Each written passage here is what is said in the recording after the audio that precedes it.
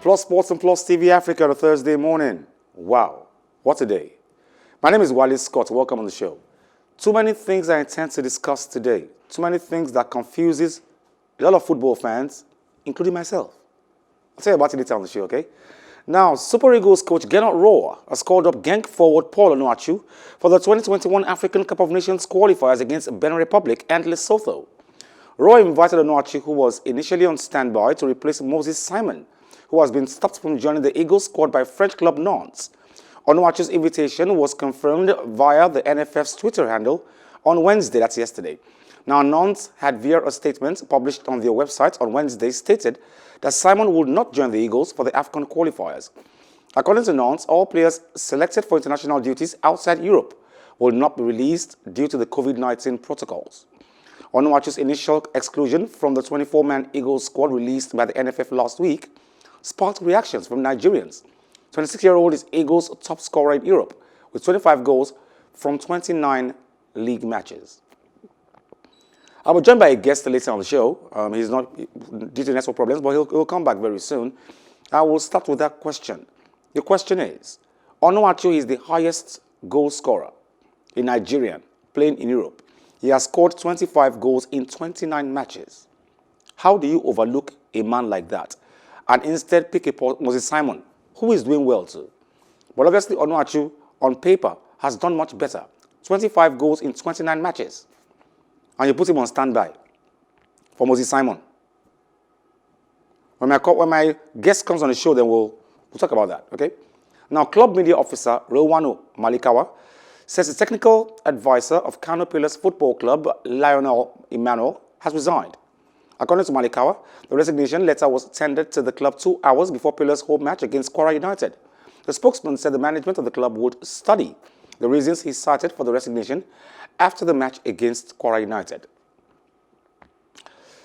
Okay, I'll look at this next news later. A particular Nigerian footballer said that Enyimba should not jubilate yet. They should jubilate until after they have beat Orlando Pirates. Now, Enyimba lost 2-1 to Orlando Pirates in their second CAF Confederations Cup Group A match on Wednesday at the Orlando Stadium in Soweto, South Africa. Now, home side Pirates grabbed the lead in 27 minutes through Dion Hoto. Enyimba equalized from the penalty spot in first half stoppage time through captain Austin Oladapo after Iwala Anayo was brought down by goalkeeper Siabongam Ponsane inside the box. Now, Paris had an opportunity to go ahead again after they were awarded a penalty in the 77th minute, but substitute Sekavatso Mabasa blasted his effort wide. South Africans, however, claimed maximum points when Mabasa scored the winner with 1 minute of normal time left to play. Brownson, good morning. Good morning, Wale. Good morning, Brownson. Now, Brownson, let me start with the Super Eagles first off. The Super Eagles actually called Moses Simon and put Onuachu on the bench, on standby. Onuachu has scored 25 goals in 29 matches this season. How can you put a goal scorer that's on a bench and bring Moses Simon instead? Who does that?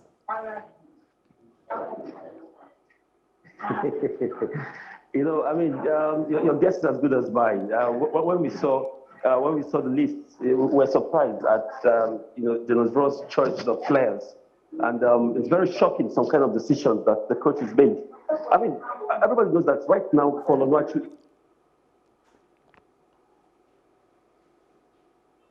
is the hottest Nigerian striker we have with the Super Eagles. A lot of people have said when it comes to Super Eagles, it doesn't repeat the kind of form he plays in the club. It's inconsequential. Okay. We understand the network is not, but like what Brownson was trying to say at that point was that everybody was surprised. The hottest thing in the market, the biggest assassin in the market right now is... The coach have said that players will be invited to Super Eagles, that Onuachu is the...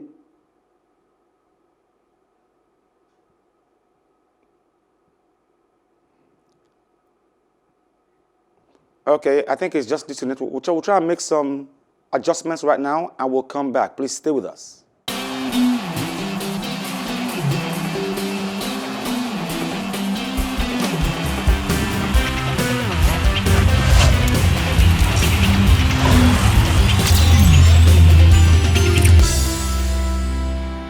Welcome back. Now, Brownson, you were talking about Paul Onuachu and he's not being called up and put on standby, and Moses Simon comes ahead of him. Yeah, I mean, like I said, I was shocked at that decision made by Gernot Rohr. Like I said earlier, everyone knows that Paul Onuachu right now is the hottest property, hottest striker right now in Nigeria. It doesn't matter. Most people have also criticized the fact that he doesn't replicate his club form to national team. The only goal he scored was in Asaba. I think I lost Brownson again. Okay. But next work, but he'll come back. I promise you he'll come back. But something happened to me this morning in the office. I don't know whether they plan to beat me, but they were very nice to me this morning when my colleagues in the office, because I didn't give Chelsea a chance against Atletico Madrid. And they all planned for me in the newsroom this morning, and they all came. All Chelsea fans, guns blaring. You will die today, Wally. Okay, I'm not dead yet, though. But I didn't give Chelsea a chance, if you ask my opinion. But I'll go to Brownson on this one when we eventually get him back online. Now, Chelsea have beaten Atletico Madrid 2-0 to reach the UEFA Champions League quarterfinals for the first time since 2014. Hakim Ziyech and Emerson Palmieri were on target to give coach Thomas Tuchel's rejuvenated team a 3-0 aggregate win. Substitute Emerson made sure of victory by scoring in the 4th minute of added time for Chelsea's second goal. The amount of effort and intensity, the teamwork in both legs was fantastic and really incredible and outstanding. We missed 4 key players today, 4 or 5 key players, 4 of them always ready to start with Andreas, Thiago, Mason and Jorginho. Everybody else stepped up. We had huge support from the bench, huge support from the stands, the guys who were injured and not here, and this is what I feel. Guys totally reliable. The effort and intensity is incredible. It's hard teamwork, and I'm very happy because we have moments where we are excellent with the ball, but we never lose intensity against the ball. We play very brave and very courage in defending and adapt to any system that the opponents played today. So over 2 legs is a deserved win, which is a big win because it's the quarter-final. And yeah, I'm super happy for my players. They play with a special bond, and fixtures like this and results like this give you the certain edge and a certain clue to achieve special things. You can only do this with a special atmosphere, and right now we are in this draw, and I'm pretty sure that nobody wants also to play against us, and this will be a super difficult challenge, of course, because we're in the last 8. Welcome back. Now, Brownson, before we go to Chelsea, let you finish with Onuachu's case. Yeah, Paul Onuachu, like I said, fantastic player, but it's unfortunate that he was put on standby. But we hope right now, with some few injuries coming in, he'll be able to come in and prove his.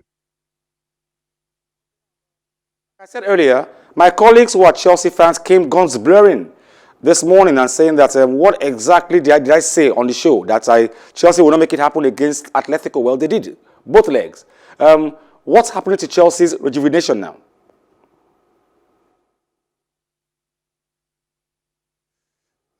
Hello, Brownson. Don't think I have any anymore, but right now, let's look at the UEFA. Hello, Brownson. Hello, yeah, can you hear me? Well, yeah, we're looking at Chelsea's. What is causing this their big comeback from the dead?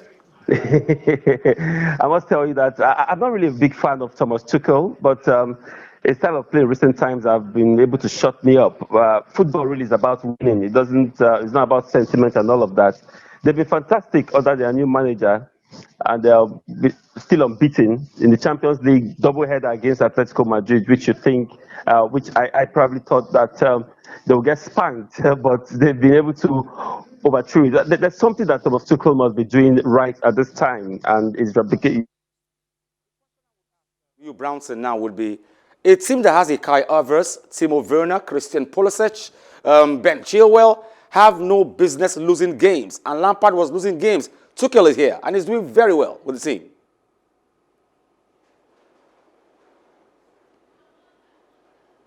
I think we've lost Brownson again. But the next question I'll be asking him will be, let's look at the draws for tomorrow. Tomorrow, 12 noon, Nigerian time. The draws will take place, quarterfinal draws will take place in Lyon, Switzerland. That's tomorrow for 12 noon. Now, the teams into the quarterfinal stages are now Bayern Munich, Germany, Borussia Dortmund, Germany, Chelsea, Liverpool, Man City, all England, Paris Saint-Germain, the French championnat, Porto, Portugal, Real Madrid, Spain. Those are the teams we have right now in the quarterfinal stage of the UEFA Champions League. Now, 2 German teams, 3 English teams, 1 French team, 1 Portuguese team, 1 Spanish team. Is football going back to England? All 3 English teams in the quarterfinals of the UEFA Champions League. And the question will be, is football going back to England? We only have Borussia Dortmund, RB Leipzig have dropped out. They only have Bayern Munich and Borussia Dortmund. But England still has Man City, Liverpool, and Chelsea in the squad. And the question will be simple. Is football going back to England? I don't know if I've got Brownson yet to discuss this. Okay, so the question would be, what next? One of these English teams will definitely get into the semi-finals, most definitely. And when they do, one of them will get to the finals. And it can be an all-English final for all you care. The match tonight, if I was a newspaper editor, my headline would not be Man United take on AC Milan, no. My headline would be Edinson Cavani versus Zlatan Ibrahimovic. That'll make a headline. Because Edinson Cavani is back for Man U. And of course, Zlatan is back for AC Milan. That is going to be a massive game. And Man United manager Ole Gunnar Solskjaer said that winning a trophy is not necessarily good. Indication of a progress ahead of his side's Europa League last 16 second leg against AC Milan, insisting the club is improving every day. The jury is still out on Solskjaer into his 3rd season at United, with the club having not won a trophy since the 2017 Europa League success when coached by Jose Mourinho. I think you have to say that when you see the culture, what's happening every day, I feel a lot of improvement in the everyday routine, everyday work we do. The boys have taken on board what we want, and it's for others to assess how much of an improvement. We're 12 points ahead of what we were at the same time in the league last season. Of course, we're all aiming to win trophies at this club. But as we've said, sometimes a trophy can hide the facts, hide the other facts, what's happening at the club. It's in the league position, of course, you see if you're progressing really. And sometimes in the cup tournaments, you might be lucky, you might be unlucky. Can Ole Gunnar Solskjaer really make it happen in Italy against AC Milan? Well, he's got men back. Paul Pogba is back, as we hear. David De Gea is back. Edinson Cavani is back. But for AC Milan, Zlatan is back. He calls himself Blue Blood. King Zlatan, he calls himself.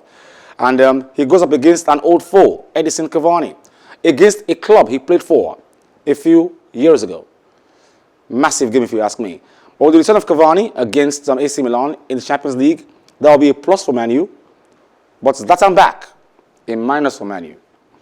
Jose Mourinho has ruled out Son Heung-min's traveling with South Korea for their upcoming friendly with Japan if the forward is still injured.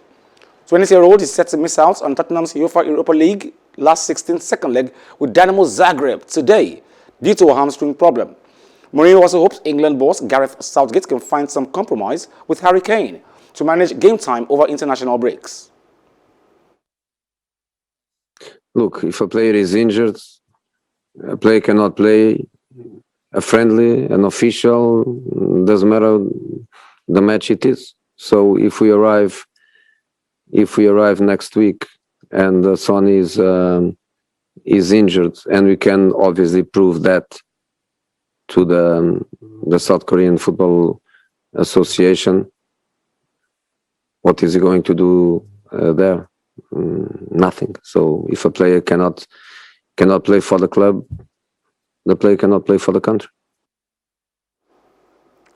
Now, matches we played tonight in the Europa League.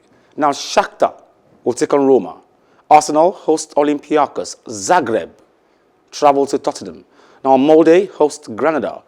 Now, Ajax travel to Young Boys. Villarreal take on Dynamo Kiev. AC Milan will take on Manchester United. Rangers take on Slavia Praha.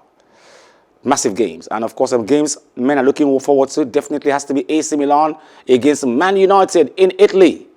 Wow. Massive game.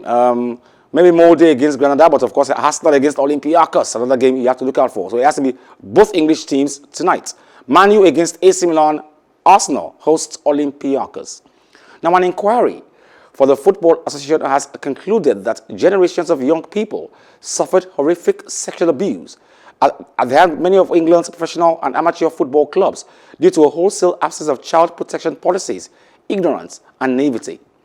Led by Clive Sheldon QC, the inquiry found the FA culpable of institutional failure at its delay in introducing safeguarding after 1995, when Barry Bennell and some high-profile abusers in other sports had already been prosecuted and convicted. Bennell had first been convicted in 1994 in the US. The inquiry identified failures to act adequately on complaints or rumors of sexual abuse at 8 professional clubs, including Chelsea, Aston Villa, Newcastle, Southampton, Peterborough, and at Manchester City, Crewe Alexandria, and Stoke City, where Bennell was a youth coach. FA did fail young kids between the period of 1995, after the summer of 1995 and May 2000. There was an institutional failing by the FA. They acted far too slowly in developing their child protection arrangements once they were aware of child protection being a problem within the sport, and they should have done more to keep children safe. With respect to cover-up, I've seen no evidence of that, either at the FA level or at the club level. What I have found are institutional failings by the FA between the autumn of 1995 and May 2000. This is a dark day, but we are referring to non-recent cases, and I think Clive Sheldon is very, very clear that our failures are predominantly from 1995 to 2000, and at the same time pointing out that we are offering leading safeguarding standards today. So we have to hold our hands up and apologise for the mistakes of the past, make sure we don't repeat them, but that's not to say that football is not in a safe environment today. It is. Don't let's lie to ourselves. Are there cases of sexual abuse in football, especially in the young teams, in the academies? Yes. Have they acted slowly? Yes.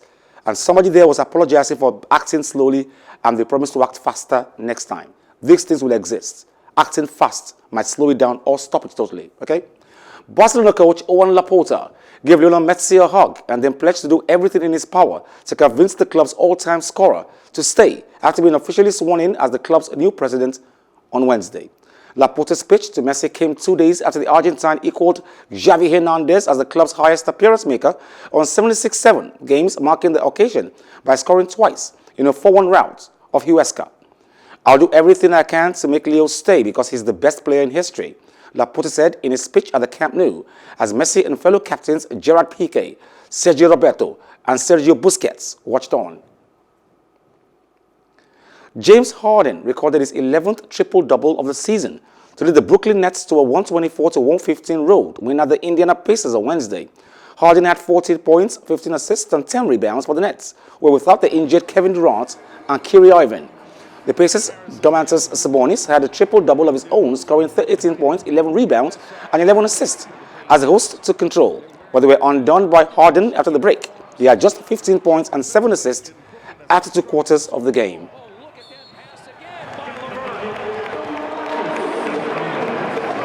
Has been a starter, has come off the bench and played well. He was James Harden's teammate in Houston. And look at another. And LeVert picks up the errant pass. It was tipped by Johnson. Boy, he's so good with the ball, Quinn.